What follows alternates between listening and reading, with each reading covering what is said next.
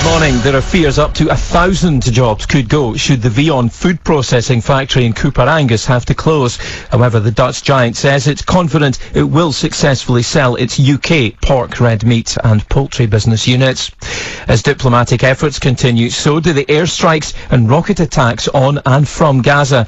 US Secretary of State Hillary Clinton has been in Jerusalem for talks and will move on to Cairo later. Egypt is trying to get a truce between Israeli and Palestinian leaders.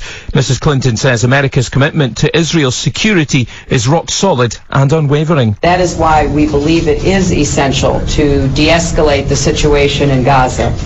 The rocket attacks from terrorist organizations inside Gaza on Israeli cities and towns must end, and a broader calm restored. Hundreds of high school pupils across Tayside have been given an insight into the realities of fatal road accidents at this year's Safe Drive Stay Alive event. The attitude-changing stage show uses video footage of a reconstructed collision and also calls upon the experiences of emergency workers and road crash victims in the bid to get youngsters to think about the behaviour before they get behind the wheel.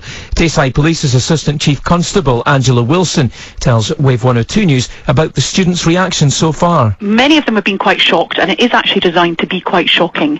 It's to make people sit up and take notice and be impactful. So actually, they don't just think about it today, they don't just think about it next week, they think about it every time they're about to get in a car and keep themselves, their passengers and other road users safe. There are around 800 patients in Scotland currently waiting on the transplant register, and across the UK, 3 people die every day because they don't get the organ they need in time. So today, a national tour of a new campaign, 7 Words to Save Up to 7 Lives, will visit the Wellgate Shopping Centre to urge people living in Dundee to have a chat about organ donation and sign up to the NHS Organ Donor Register. Tayside Donation Committee Chair Dr Stephen Cole has this message to locals. What I would hope is that people hearing this and listening to this campaign would consider what they would want to happen to them if they were ever in a position where they needed an organ. Would they be prepared to accept an organ from somebody who died to give that gift to them?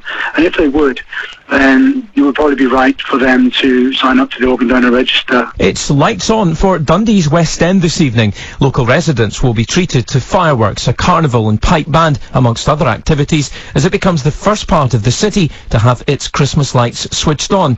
Committee Chair Councillor Fraser McPherson is looking forward to this year's events. This year we're doing a whole fortnight of activities. Evening we've got the Christmas light switch on, which takes place at Seabraes at 7 o'clock, and immediately prior to that we have the West End Christmas concert. I would stress that every local resident is extremely welcome to attend, and we look forward to seeing everybody tonight. And in football, Celtic have missed the chance to claim their place in the knockout phase of the Champions League with a